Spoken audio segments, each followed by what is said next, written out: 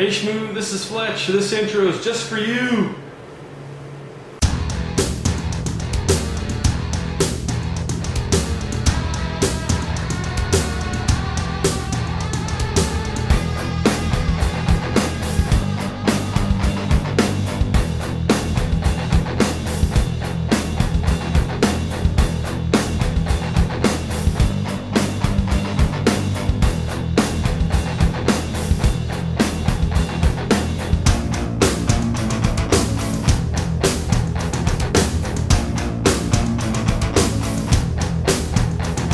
Hello my fellow YouTubians, this is Fletch with the Big Sky Tactical Channel coming to you from Big Sky Country. Hey guys, I want to show you a very simple, easy to make, but very good, very robust mousetrap today. So first off, let's talk about what we've got in here. First thing we've got there is a stick of wood. That happens to be part of a dowel, but you could use anything as long as it will hold the weight of a rat, or excuse me, a mouse, and they feel comfortable climbing up it. Next, we have a 5-gallon bucket. Pretty simple to get, pretty inexpensive. Next, we've got water in the bucket. Then we've got this black baling wire right here, or stovepipe wire, I've heard people call it.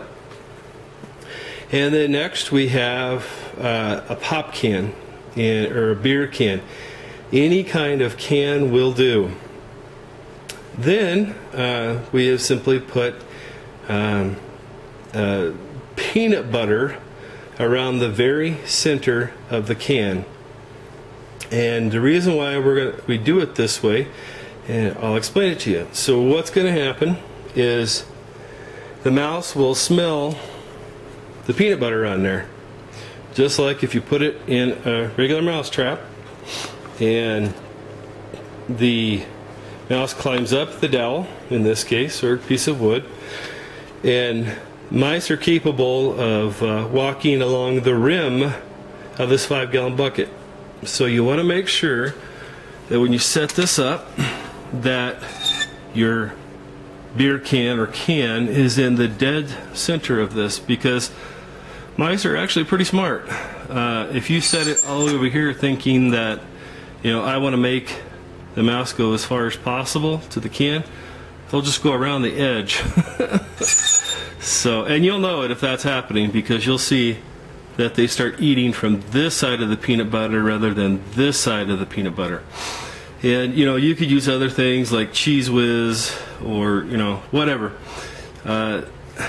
Next thing you need to be aware of is that this baling wire, as I like to call it, some people call it stovepipe wire, different things, this needs to be taut so that when the can is on there, that it spins freely. So you drill a hole through the bottom, and you drill a hole through the top, and you run the wire Alright guys, so here is the other side of the can. And you can see that I didn't run the wire through the big hole here.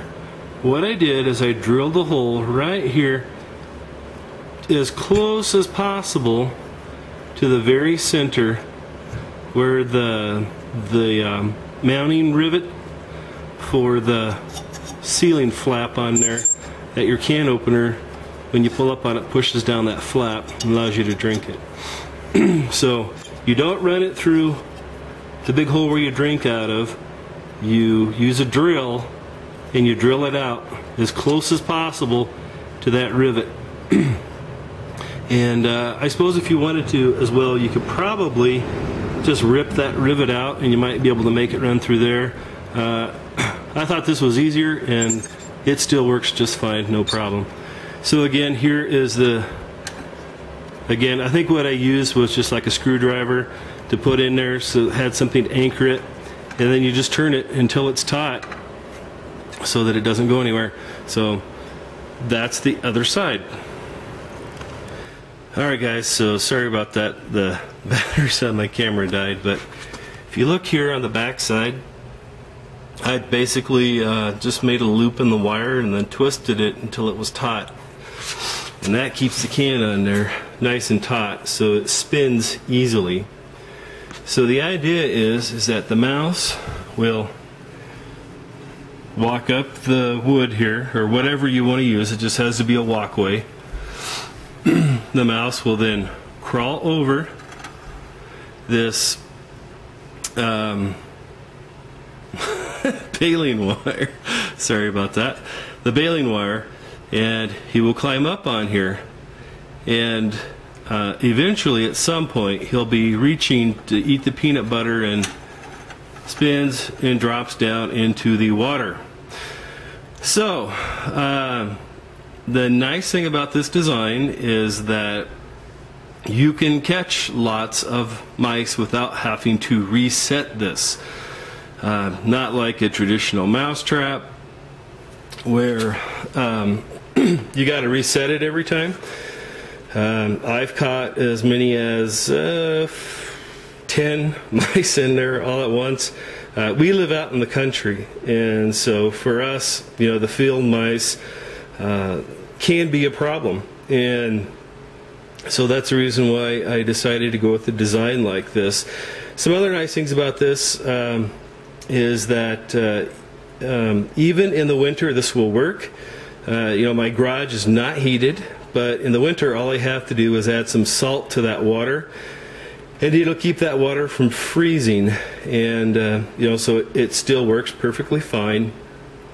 But again, like I said, the most important thing about this design, in my opinion, is that it will it doesn't have to be reset. So basically you can kind of set it and forget it. You don't need to check on it, you know, every day or every couple of days or anything like that. And you'll get an idea for how many mice you actually have, because you can catch many mice. You know, if you have an infestation going in your house or your garage or your shop or whatever, you can set up something like this, and you know, if there's, you know, a family of 15 mice, this trap will catch them all. And yes, folks, I have used this. I do know that it works, and if you set it up the way that I'm showing you here, it will work. One other thing that I wanted to show you real quick, basically you're going to need to have something to make sure that this stick doesn't fall off. So what I've done is I've wrapped some extra baling wire around the end of this handle, and it doesn't have to sit on there perfectly. Get that in focus there. It doesn't have to sit on there perfectly. It just has to be on there so that the mouse can make the transition from climbing up this to getting on the rim of the bucket and then out across the baling wire. No, I do not claim original credit for this. Actually, a fellow local prepper friend of mine showed me this design, and you know, he uses it in his shop and his garage. And you know, to be honest with you, when I first saw it, I was like, yeah, right. A mouse isn't going to be able to crawl across that piece of baling wire and get up on the can. Well, I assure you that they can. And you know, when I've caught the mice, you know, you'll see it, and what'll happen is, you know, you'll have a big section of the peanut butter or cheese or whatever you spread on there that will stick without coming off. You'll see a big old section of this that is eaten out by the mice, and eventually what happens is, you know, they lose their balance and they fall in and they drown. And for all you animal rights advocates, mice are not sentient, and they are pests, so yes, I really don't have a problem with them drowning. So anyways, I also thought that this would be a good SHTF WRL design because of its simplicity and because of the fact that it can catch multiple mice at the same time without having to be reset. And all of the components here are very simple, easy to use. The only thing that you may at some point have an issue with is finding a food source that you can smear on the can. However, necessity is the mother of invention, so I'm sure that you could figure something out. And this is not a design typically, at least it's not been my experience, it has not been my friend's experience, where smart mice can come and eat your bait and get away. I have never seen that, and neither has my friend. Something else to keep in mind, though, is that you need to make sure that the trap is the best food source available, or else they won't use it. And what I mean by that is, let's come over here to the other side of the garage. What you have here is Mylar bag with wheat berries in it. What had happened is in the last 2 or 3 months while I was out, so to speak, wasn't able to, to get around and do anything. And what had happened is I had a bag that had a leak in the bag. And actually, if you look at my long-term storage video series, you'll see that I had to reseal this bag, or the bag that had a leak in it. Not necessarily this bag. This is a brand new bag. I need to finish sealing it up. But having said that, what had happened is that bag, because I wanted to keep an eye on it and make sure that it was holding a negative seal that you can get when you suck all the air out with a vacuum, then put in your oxygen absorbers first, suck a negative on it with a vacuum, and then when you seal it, it will pull a negative vacuum on there, and the Mylar bag will be sucked down tight on top of whatever product you have in there. So anyways, what had happened is I knew that the bag had a leak in it before, so I left it out. Well, what happened is in the middle of pulling the Mylar bag out of the bucket so that I could fix it, life happened in between, and what ended up happening is the Mylar bag ended up sitting on the floor in the garage. Well, you can kind of figure out what happened from there. That was the best, easiest food source in my garage. And because I wasn't coming out here, keeping track of things and see what was going on in the garage, well, the garage became very disorganized, crap everywhere, and we had a lot of mice. And so, that being said, needed to clean up the mess and get it all resealed, and then reset my mousetrap. And actually, my kids had come out and taken my dowel out of there and were using it for sword fights.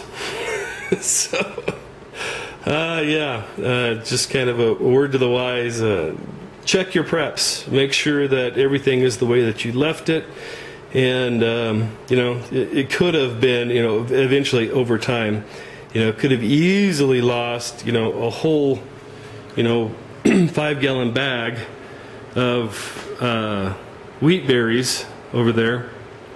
And so be mindful of that. Keep an eye on your stuff and make sure that you know what's going on. And if you have any questions about this design or how to set it up, by all means, send me a PM or comment or whatever, and I'll help you where I can. Thanks a lot for watching, guys. I greatly appreciate it. I hope you're having a wonderful day. God bless.